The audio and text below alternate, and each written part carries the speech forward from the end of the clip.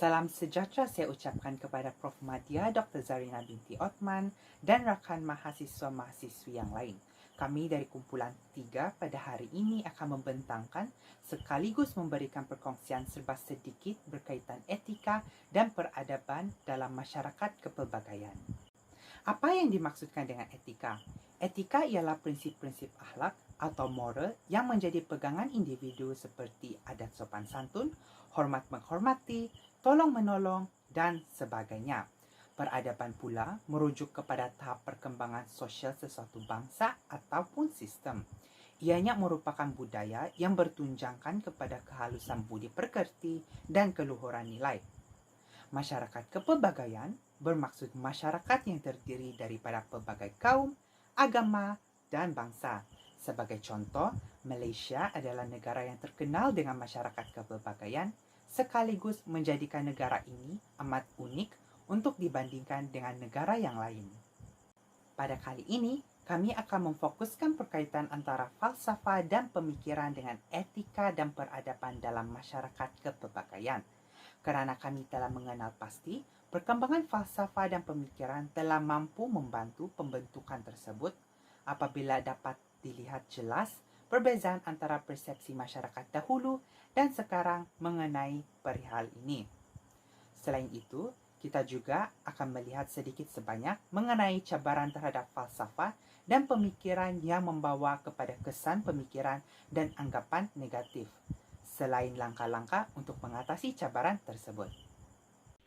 Seterusnya, mari kita bincang mengenai tanggapan masyarakat terdahulu dan generasi kini mengenai masyarakat kepelbagaian dan kepentingannya. Faktor pertama ialah pandangan terhadap dasar pecah dan perintah masa dahulu. Pembahagian dan identifikasi kaum adalah satu fenomena yang sangat penting dalam sejarah Malaysia. Salah satu sebab terpenting yang menghalang berlakunya integrasi antara kaum adalah disebabkan pentadbiran kerajaan kolonial. Dasar pentadbiran British pada zaman kolonial membuatkan aspek kehidupan bukan sahaja dibahagi menurut kumpulan etnik yang tertentu, malah setiap kumpulan atau kaum hidup secara berasing. Bukti yang paling menonjol adalah pelbagai kumpulan etnik mengisi bidang kerja yang khusus dalam ekonomi. Orang Melayu merupakan petani dan nelayan yang tinggal di kawasan desa, manakala orang Cina bekerja dalam bidang perniagaan dan industri di kawasan bandar dan lombong, manakala orang India bekerja di ladang getah dan kelapa dan berpangkat rendah dalam perkhidmatan kerajaan. Walau bagaimanapun, masyarakat dahulu tidak menghiraukan perpecahan ini kerana semangat kesatuan di antara kaum belum ada dan mereka hanya menurut arahan yang diberikan oleh pihak British. Perpecahan dan pemerintahan ini telah menghalangi berlakunya integrasi dan pergaulan sosial antara etnik. Pada masa kini, perkara ini sudah berkurangan walaupun masih ada syarikat-syarikat mahupun jawatan-jawatan kecil yang masih berat sebelah terhadap sesetengah kaum. Namun pembahagian pekerjaan mengikut kaum tidak lagi begitu ketara berbanding zaman sebelum kemerdekaan.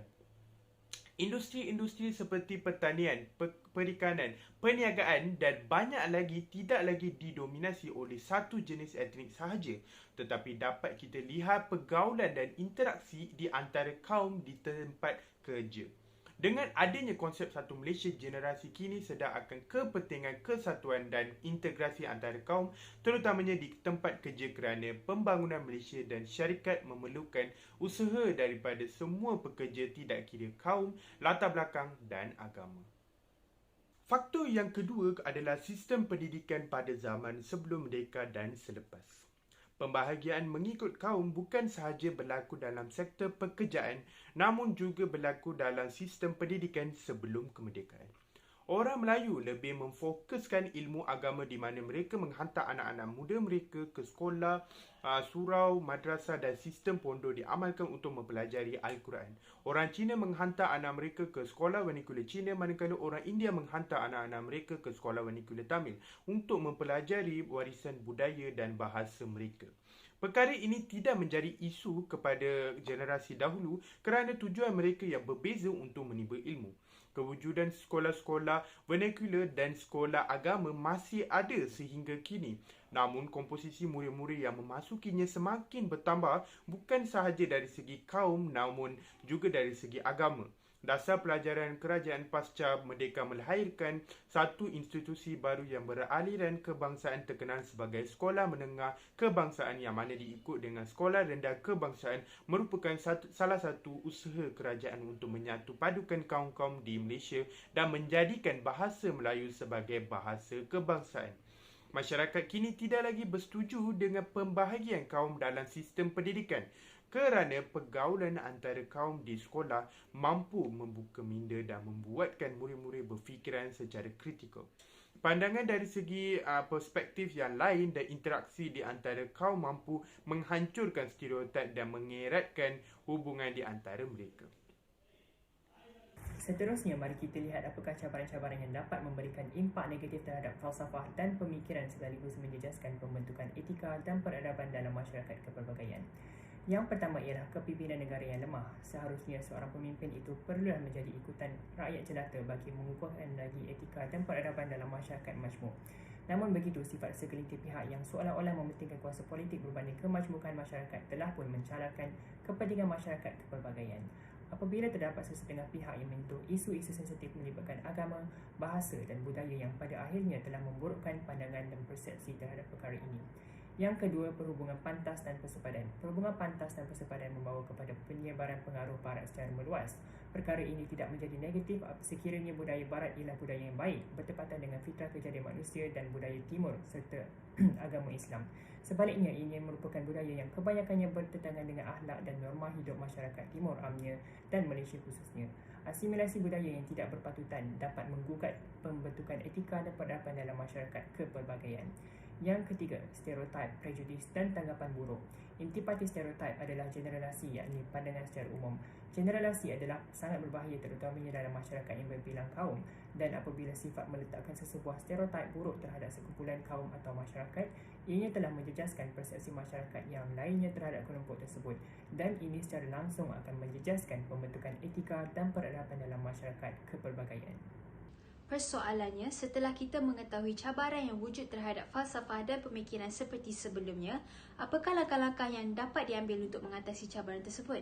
Baik, bagi cabaran yang pertama iaitu kepimpinan negara yang lemah, para pemimpin harus menyedari bahawa ada di kalangan pengikut yang mengambil isyarat dari pemimpin-pemimpin mereka tentang tindakan yang perlu mereka ambil. Jika tindakan yang diteladani itu merosakkan, ini akan menyerlahkan lagi kelemahan pemimpin itu sendiri. Justeru, para pemimpin perlu mempamerkan contoh tindakan yang terbaik demi memelihara kestabilan dan keharmonian dalam masyarakat. Pemimpin wajar bersikap adil, sama rata dan memastikan bahawa tidak ada satu pun kumpulan masyarakat atau kaum yang merasa tertinggal dalam menikmati faedah daripada dasar kerajaan. Mereka harus memastikan pendekatan dibuat secara inklusif dalam kacamata rakyat. Bagi cabaran yang kedua pula iaitu perhubungan pantas tanpa sebadan, media sosial memainkan peranan yang amat penting dalam mengurangkan pendedahan budaya barat dalam kalangan rakyat negara kita. Pengarang atau penulis filem dan drama tempatan patutlah kurang menulis perkara negatif dalam skrip. Sekatan kepada filem atau drama bersiri daripada barat yang tidak beretika juga patutlah dilaksanakan oleh pemimpin negara kita. Pengamal media patutlah lebih menyiarkan program berfaedah dan bersesuaian dengan masyarakat kita seperti berunsur pendidikan yang dapat memperkukuhkan lagi perpaduan dan persefahaman dalam kalangan masyarakat kepelbagaian. Bagi mengatasi stereotip, prejudis dan tanggapan buruk, peranan individu amatlah penting. Pertama sekali, rakyat Malaysia patut mengakui bahawa kita mempunyai stereotip perkauman. Seterusnya, kita harus berusaha untuk menjadi lebih sedar tentang pemikiran kita dan bagaimana ia mempengaruhi kepercayaan dan tindakan kita. Apabila kita mempunyai pemikiran stereotip tentang kumpulan kaum, kita harus mengikutinya dengan pemikiran alternatif berdasarkan maklumat fakta yang menolak stereotip itu. Kita boleh mendapatkan maklumat fakta ini dengan meninggalkan zon selesa kita dan mendedahkan diri kita kepada orang yang berbeza kaum. Kita juga harus bersedia untuk melibatkan diri dalam dialog jujur dengan orang lain tentang kaum yang kadang-kala mungkin sukar, berisiko atau tidak selesa. Apabila kita mendapat lebih banyak kesedaran dan pengetahuan tentang kumpulan kaum, bukan sahaja stereotip kaum kita akan berkurangan, tetapi kita juga akan menjadi lebih bersedia untuk mendidik dan mencabar orang lain tentang stereotip kaum mereka. Mari kita lihat isu semasa yang dapat membuktikan perkembangan falsafah dan pemikiran memberi impak positif terhadap etika dan peradaban dalam masyarakat kepelbagaian. Menurut akhbar dalam talian Malaysia kini, populariti kelas bahasa Mandarin didapati kian meningkat di kalangan warga Malaysia yang mula mengakui kepentingannya, terutama untuk hidup di negara pelbagai kaum. Peningkatan ini termasuk di kalangan yang bukan berketurunan Cina. Ia dapat dilihat dengan kelas bahasa Mandarin yang ibarat cendawan tumbuh selepas hujan. Kelas-kelas ini menggunakan bahasa Malaysia sebagai medium pengajaran dan bagi memenuhi kehendak pelajar Melayu yang mahu belajar bahasa itu atas sebab tersendiri. Masyarakat Melayu juga tidak ketinggalan dengan kian ramai ibu bapa yang menghantar anak-anak ke sekolah Cina bagi meningkatkan lagi daya saing mereka di masa depan. Selain ia juga salah satu medium yang dapat meningkatkan keharmonian hidup dalam masyarakat kepelbagaian. Tambahan pula, golongan muda Melayu melihat bahasa itu sebagai alat perkembangan berbeza dengan generasi sebelumnya yang menganggapnya sebagai bahasa ibunda masyarakat Cina semata-mata. Melalui akhbar dalam talian yang sama juga, terdapat sebuah penulisan mengenai Raja Permaisuri Agong Tunku Azizah Aminah Maimunah Iskandariah yang memuat naik penulisan di Twitter bahawa baginda berkata, rakyat tidak rugi sedikit pun jika pandai belajar dan menulis dalam bahasa Mandarin dan Tamil. Ditambah pula dengan adanya cadangan untuk memperkenalkan bahasa Mandarin dan bahasa Tamil di sekolah kebangsaan, ini telah menunjukkan betapa banyaknya faedah untuk mempelajari kedua bahasa ini. Bukan sahaja untuk orang Melayu, tetapi juga masyarakat dari kaum yang lain kerana ianya mampu memperkukuhkan lagi perpaduan antara masyarakat dengan pelbagai latar belakang sekaligus meningkatkan kemakmuran hidup bersama. Malaysia adalah sebuah negara pasca kolonial dan menerima pelbagai peradaban majmuk. Jelasnya pertemuan dan pergaulan peradaban majmuk ini telah memperkayakan peradaban kewatanan Melayu, Bumiputra Sabah dan Sarawak, Cina, India, Sikh dan lain-lain lagi melalui proses difusi dengan pinjam-meminjam budaya, pemakanan, bahasa dan budaya di antara mereka. Falsafah dan pemikiran yang bermaksud pengetahuan dan penyelidikan tentang sebab-sebab kewujudan sesuatu dan cara memikirkan sesuatu adalah salah satu faktor utama untuk menyelesaikan isu-isu perkauman di Malaysia. Selain itu, dengan memartabatkan falsafah dan pemikiran terbukti mampu mengatasi masalah tanggapan negatif terhadap kaum-kaum minoriti dalam kalangan generasi muda dibandingkan dengan generasi terdahulu. Namun begitu, masih banyak cabaran yang harus kita tangani, seperti kepimpinan negara yang lemah serta perhubungan pantas tanpa sempadan. Oleh itu, masyarakat dan kerajaan haruslah berganding bahu dalam mencari langkah untuk mengatasi cabaran ini dalam pembentukan etika dan peradaban dalam masyarakat kepelbagaian dan inisiatif memupuk kepentingan masyarakat kepelbagaian. Sekian sahaja pembentangan kami daripada kumpulan 3 mengenai topik etika dan peradaban dalam masyarakat kepelbagaian. Terima kasih kami ucapkan kerana telah menonton dan mendengar perkongsian daripada kami pada kali ini. Terima kasih.